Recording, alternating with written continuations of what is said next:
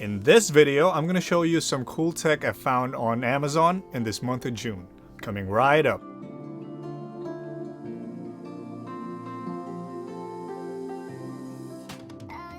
Hey, what is up guys? Welcome back to the channel. This is Lars of Numpad bringing you tech tips, reviews, and personal finance. But before we dive in, don't forget to smash the like button, and if you're new to the channel, consider subscribing.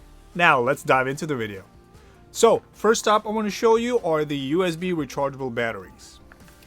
I've been contemplating between buying a rechargeable batteries or just the disposable ones. The rechargeable batteries of course are cheaper in the long run, but most of them are quite pricey and they have huge docking chargers, which is a headache to deal with. They're taking 3 slots on the power strip or on the power outlet, so I just end up buying the disposable ones. But I found this dope rechargeable battery which can be juiced up through the USB port for the AA batteries and the micro USB port for the AAA batteries. So instead of having these huge docking chargers, which is a bit of a headache, I can just plug this in on my PC, on my laptop, or on a portable USB charger. And the AAA batteries have these enclosures right here where if you need more AA batteries, then you can just put this bad boy in and you'll have extra AAA batteries basically. So these rechargeable batteries are not that different on a regular rechargeable batteries, but they have one unique feature, which is the USB charging, and that to me is the most unique feature on this one, which I think is pretty dope. Now there are a couple of downsides to these that I've noticed so far. First is that I don't like the fact that these AAA batteries needs to be charged on a micro USB with these cable right here, or any micro USB cable. I mean, why not USB-C? It's 2020 already.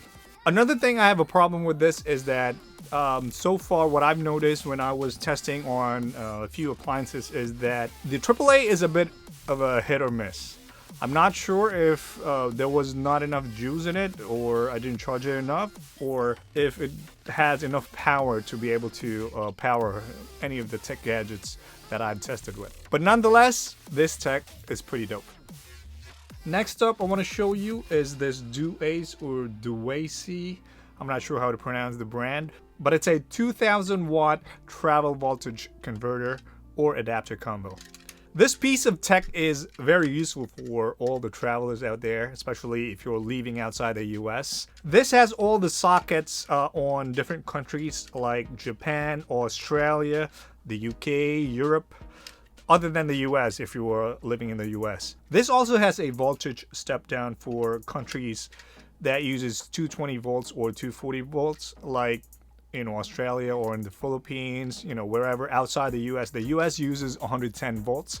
So most of your tech or your gadgets, if you're gonna plug it in on a 220 volts or 240 volts, then you're just gonna fry it up. So you need this type or a transformer before, but this one is a traveler converter type or a transformer type that will convert your voltage from 220 to 110 volts so that you won't destroy your gadget. What I like about this adapter or converter is that you don't need to bring each dongle or cable for each country that you're traveling to. Instead, it has all the adapters or the converter inside in one piece. It also has the converter, the voltage converter, which is pretty much what you need for all your tech that you need to bring. But there are a few downsides to this tech right here that I've noticed. First is you can't use this on appliances that requires a ground connection. And this is made in plastic, which is a bit, it feels cheaply made. It's a bit clunky right here, if you can hear this one. Also, the adapters are not suitable for appliances that requires more than 800 watts in power. And the durability is yet to be known so far. But nonetheless, I'll be bringing this bad boy right here when I'll be traveling in the future. Alright, the third tech I want to show you is not really an electronic tech per se, but it holds all your electronics and accessories here, which is the reason why I bought this one and wanted to test it out. So its job is simple. It holds all your cables, adapters, dongles like this right here.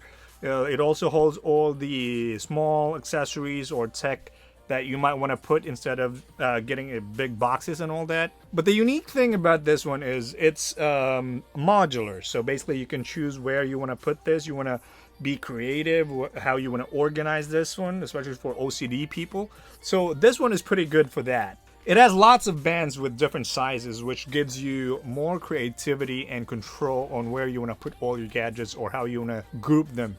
Now, the downside to this grid right here is that it's not 100% modular. Basically, you're going to have to adapt to where these bands are or what you can put into these bands. There are bigger bands right here, or there are tiny ones that you can put, like this USB-C dongle that I placed, or you can also put the cables right here, or if you want to put it on the side. But the problem is you're stuck with what these bands will give you. So it's not fully modular, basically. Now, there are a few sizes on Amazon that you can choose when you order this one. I'll put the link down below. But this tech holder is pretty dope, and I like this.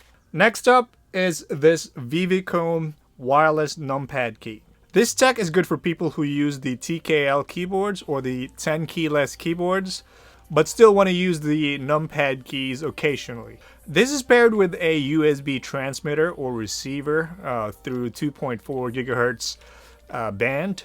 But just a heads up, if you have other tech gadgets or appliances that uses the 2.4 gigahertz wireless band, this might interfere with those other techs you have, or you might get an intermittent connection. But what I like about this wireless numpad keyboard is that I can just move this anywhere. I can place this anywhere I like or position it, instead of just like having a long keyboard where sometimes it goes in the way when you're trying to play, we're playing a game. This tech is powered by a AAA battery, as you can see here. And it's pretty much a plug and play. You just put the transmitter on your PC, put the battery here, turn this on, and you're good to go. So this tech is very simple, but very useful.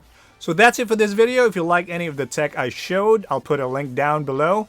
And if you like these types of video, let me know on the comments section down below. And don't forget to smash the like button and subscribe if you haven't yet. Once again, this is Lars of Kilobit Nomad. See you on the next video.